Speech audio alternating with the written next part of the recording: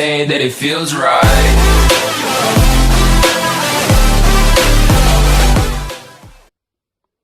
There will be time for you to read the instructions and questions, and you'll have a chance to check your work. All the recordings will be played once only. The test is in 4 sections. At the end of the test, you will be given 10 minutes to transfer your answers to an answer sheet. Now turn to Section 1. Section 1. You will hear a conversation between a student looking for a host family and a housing advisor. First, you have some time to look at questions 1 to 5.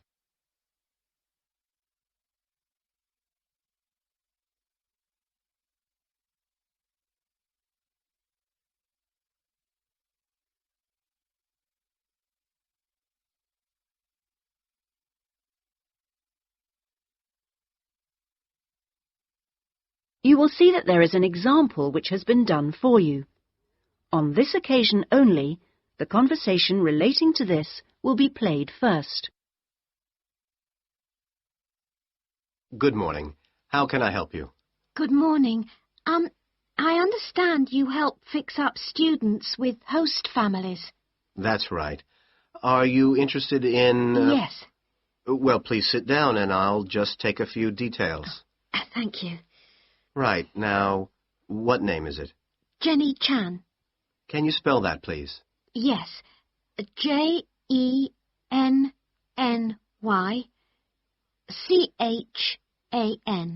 Right. And what is your present address? The student's name is Jenny Chan, so Jenny Chan has been written on the form. Now we shall begin. You should answer the questions as you listen, because you will not hear the recording a second time. Listen carefully and answer questions 1 to 5. Good morning. How can I help you? Good morning. I understand you help fix up students with host families. That's right. Are you interested in... Yes. Well, please sit down and I'll just take a few details. Thank you. Right. Now, what name is it? Jenny Chan. Can you spell that, please? Yes. Jenny-Chan.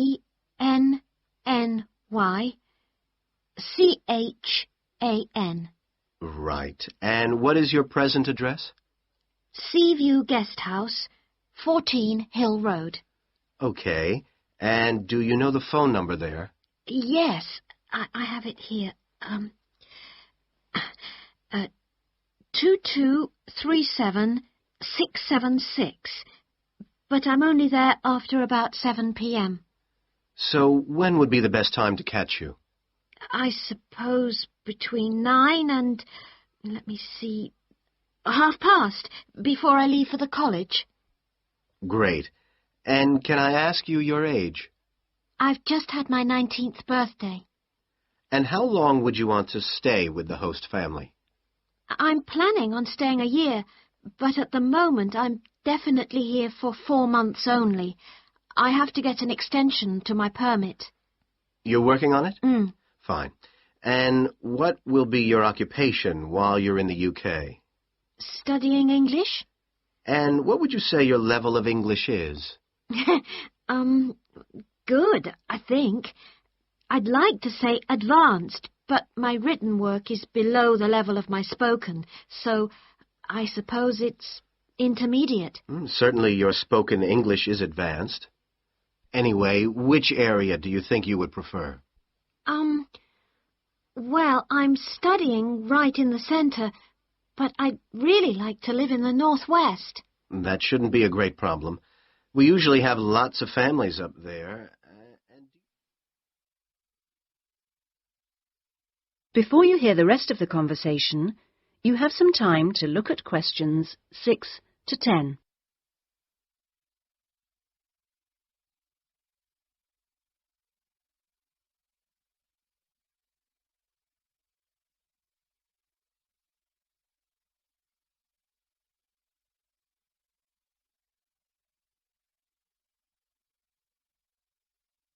Now listen and answer questions 6 to 10.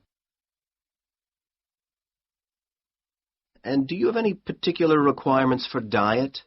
Well, I'm nearly a vegetarian. Not quite. Shall I say you are? It's probably easier that way. That would be best. Anything about your actual room? I would prefer my own facilities. En suite, is that right? Mm-hmm. And also, if it's possible, a TV. And I'd also like the house to have a real garden, rather than just a yard. Somewhere I could sit and be peaceful. Is that all? Well, I'm really serious about improving my English, so I'd prefer to be the only guest, if that's possible. No other guests. Yes, you get more practice that way. Anyway, obviously, all this is partly dependent on how much you're willing to pay. What did you have in mind? I was thinking in terms of about 60 to 80 pounds a week, but I'd go up to 100 if it was something special. Well, I don't think we'd have any problems finding something for you. Oh, good. And when would you want it for? I'd like to move in approximately 2 weeks. Let me see, it's the 10th today, so if we go for the Monday, it's the 23rd of March. Yes. Right. Good, and if I could ask one last question. That is the end of section 1. You now have half a minute to check your answers.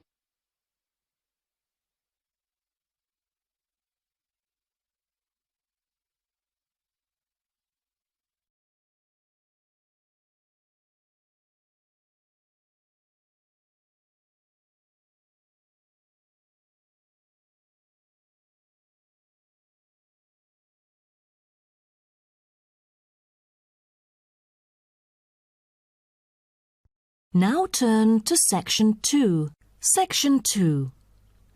You will hear a guide talking to a group of visitors about a national park.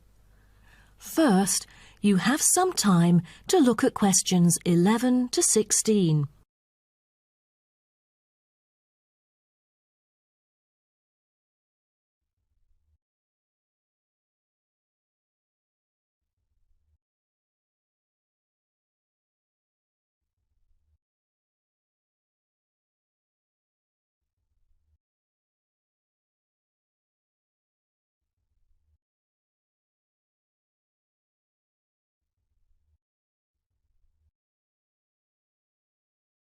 Now listen carefully and answer questions 11 to 16.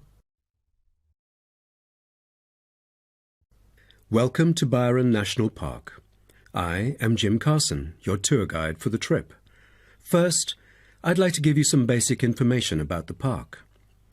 Covering 7,000 acres of land and spanning across 3 states, Byron National Park was established to protect the area's most spectacular scenic values. With unique geological features, natural history, and native plant and animal life, it is an ideal destination for recreation as well as research purposes. The park has a breathtaking waterfall connecting the longest river in the country, but it is most renowned for having the largest subtropical rainforest worldwide. There are many layers of tall, medium, and low vegetation growing with seasonal variations in the park. It is a place where the air seems green. Ardent hikers can find an awesome array of options here. Apart from the dense green rainforest, tourists can also hike along the mountain trail. Despite the stunning view, taking photos is not advised on the way up, I'm afraid, as one might get distracted and the narrow trail by the sheer cliff is quite dangerous. When you reach the top of the mountain, there is nothing better than having a picnic under the trees with your family. Accompanied mostly by wildlife, walkers as well as cyclists may find the bush track a good choice for having a tranquil time to themselves. As your tour guide, I suggest that only expert hikers take the creek circuit, because its beautiful and inspiring scenery through the subtropical jungle is paralleled by its physical challenges. A list of transport is available within the park. Bicycles are a popular choice, as it is the most flexible way to get around. Electric trams are temporarily closed for maintenance. Boat trips down the river are an ideal way to spend a tranquil afternoon. Rest assured that transport within the park is covered in the bill. Extreme sports is another highlight of the park.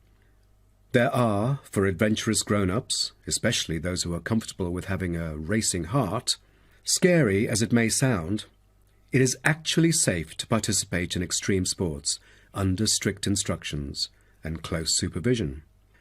Abseiling is available regardless of the weather. It is a fun way to overcome fear of heights, gain new skills, and get an adrenaline rush. Bungee jumping and paragliding are also available, except for during the summer. At this point, you might worry about meals here. Well, even though there is only one restaurant in the park at the moment, the variety of dishes is astonishing. There are 2 meals included in the price.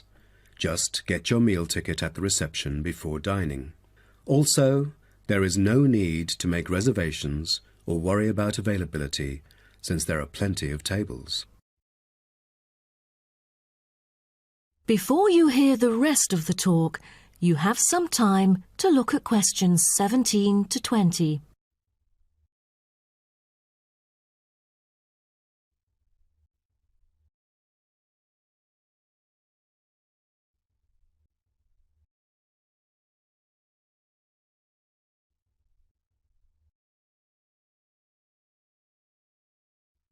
Now listen and answer questions 17 to 20. During your stay here, you might want to know what there is to do. Let's turn to the plan so I can familiarize you with the layout of the park. Most tourists would choose to stay in our guest house, located in the southeast corner. It features 63 tastefully appointed guest rooms, many of which offer spectacular views of the park. You'll find a home away from home at our guest house. But for those who want to experience the natural beauty up close, there is also a campsite. When you get out of the guest house, go straight ahead, turn right at the end of the road. To your left, there is a campsite amongst the trees where you could spend a night under the stars together with owls and chipmunks.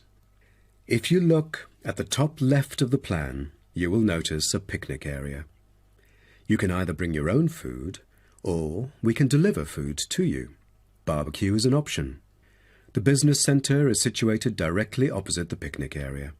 It provides flexible, fully serviced offices, conferencing suites, meeting rooms, and is equipped with the latest multimedia facilities.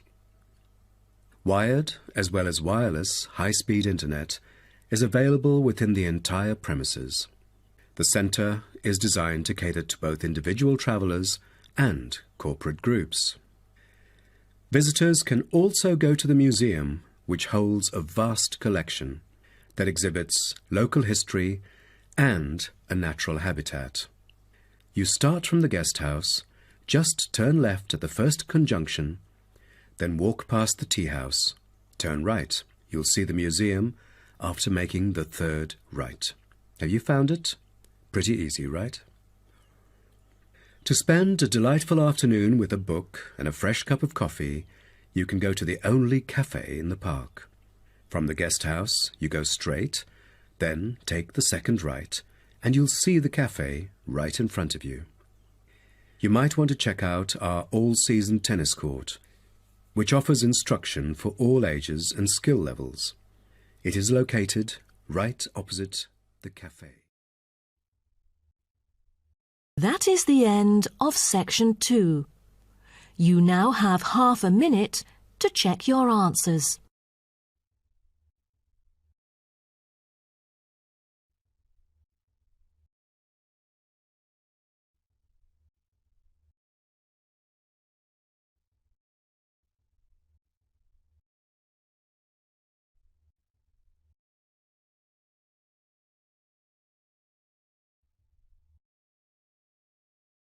Now turn to Section 3. Section 3. You will hear a student called Jerry discussing a pedagogy course with his tutor. First, you have some time to look at questions 21 to 23.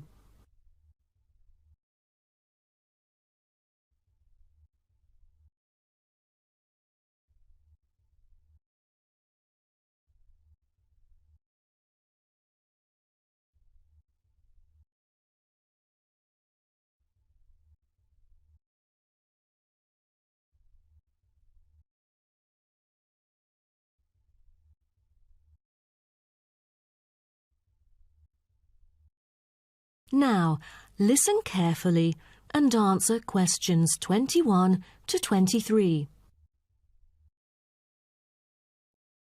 Jerry, how did it go with preparing your lessons? Is there anything you would like to discuss? Well, this is actually the first time that I have ever taught in an elementary classroom. After 8 years of learning pedagogy, I want to practice what I've learned in an instructive manner. But I'm a bit stuck right now. The topic I want them to research is a bit hard for pupils. I'm afraid that they won't be able to handle it on their own. So I need new ideas on designing more effective teaching methods. Mr. Carter, do you have any suggestions?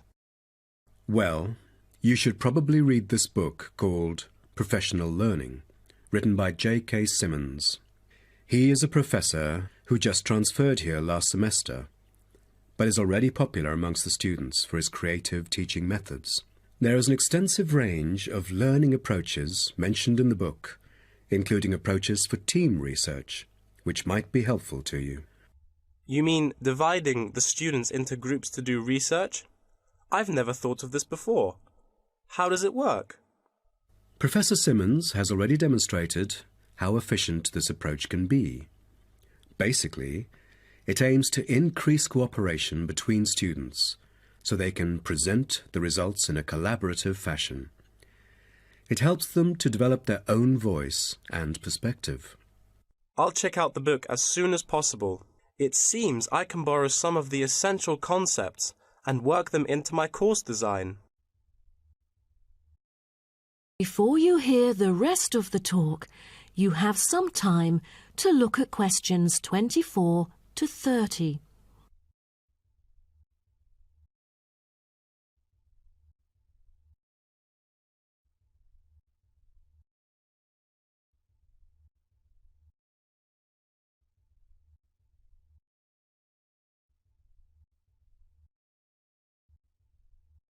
Now listen and answer questions 24 to 30.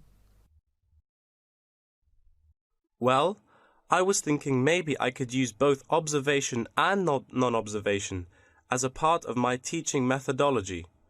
Could you take a look at my teaching plan? Sure. What kind of observational methods do you have in mind? For the observational part, I intend to include two approaches. First, the pupils can assess each other's behavior. I feel that reviewing fellow students through criteria-based reference evaluation allows constructive feedback. It can also improve their understanding of the subject material. That's a smart move for a large class that would be hard to observe all by yourself. Also, you might want to get the feedback from several different individuals rather than just one. So how do you plan to carry out the peer assessments? Oh, every pupil will be required to write a diary, which includes group projects, presentations, and in-class discussions. They'll put down their remarks. I'll collect them on a regular basis, which can also help me see whether they can keep up or not. Good. What else do you intend to do? Besides that, I also plan to do video recording.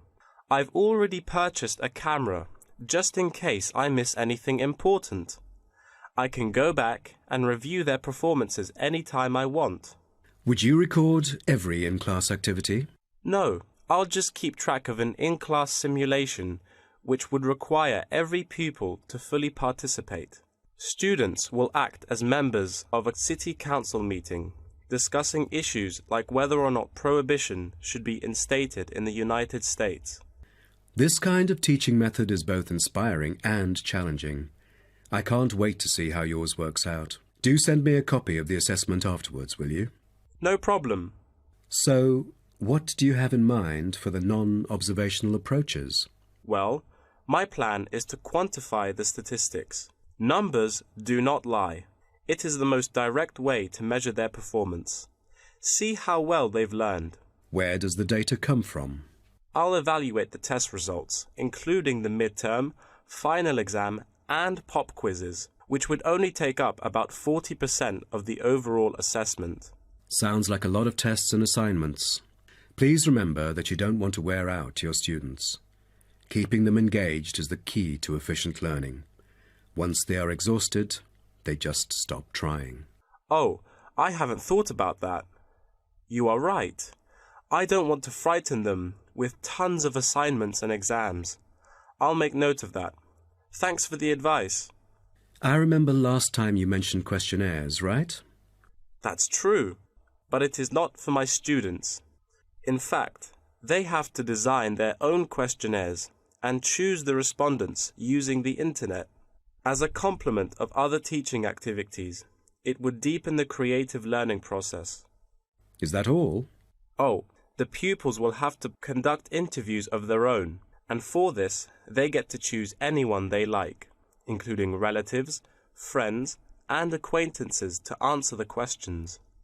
Seems to me that you have figured out most of your teaching methods, but you still need to polish some of the activities.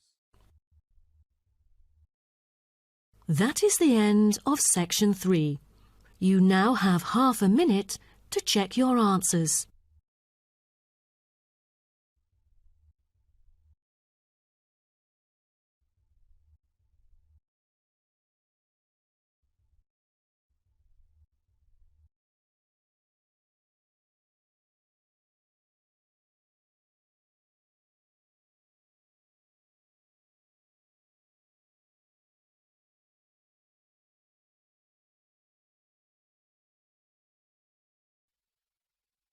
Now turn to section 4.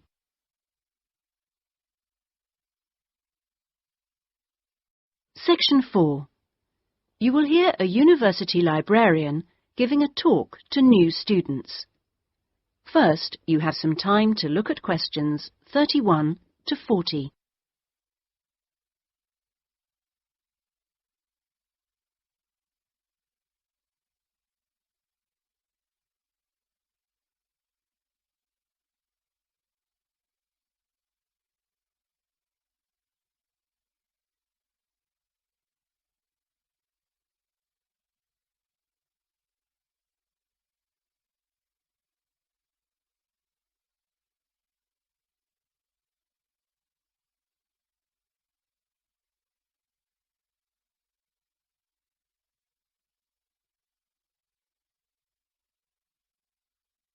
Now listen carefully and answer questions 31 to 40.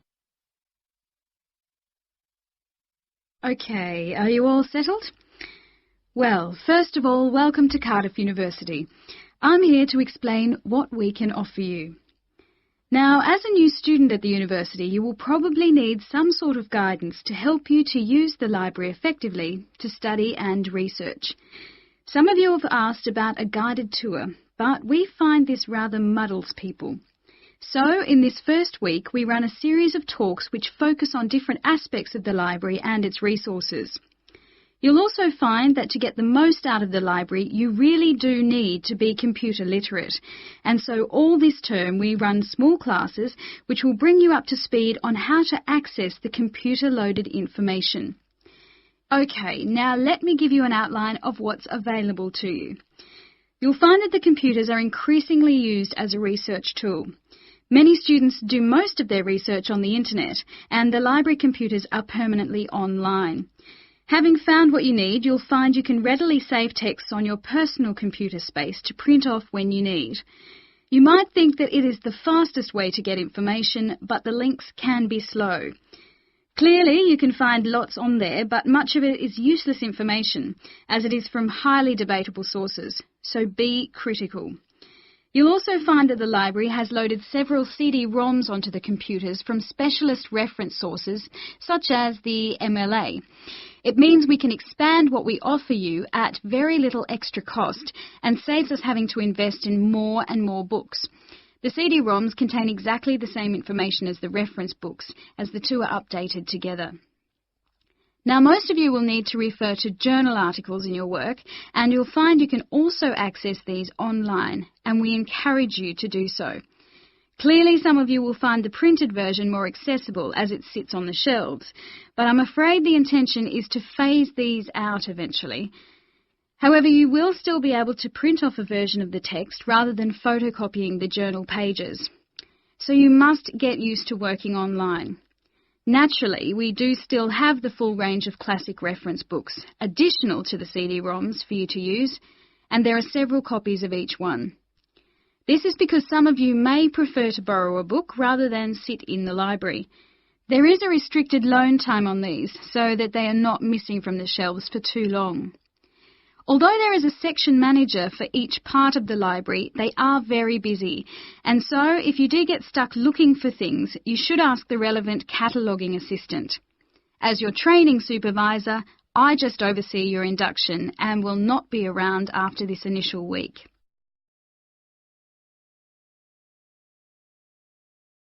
Some of you may be interested to know that the library is offering specialised training sessions on writing a dissertation. Obviously, this is not relevant to those of you who are undergraduates. It is just for postgraduates. Your department will discuss the planning stage of the dissertation, i.e. what you're going to do with you, and we will focus on the structure of it. However, the training will also include some time on the computers. I realise most of you know how to organise files, but we can show you the different ways to run data programs. Your tutors will tell you at the outset how to set out the chapters they require, but you will need to ask them how they would like you to organise the bibliography, because it varies depending on your subject area. When you've got something together, the trainer here will look through the draft version for you to see if it's okay. And one final point, for those of you who have registered from abroad, we can offer individual sessions on dissertations if you feel you need them. If you require language lessons, then they are available from the International Centre next to the Law Department. That is the end of section 4. You now have half a minute to check your answers.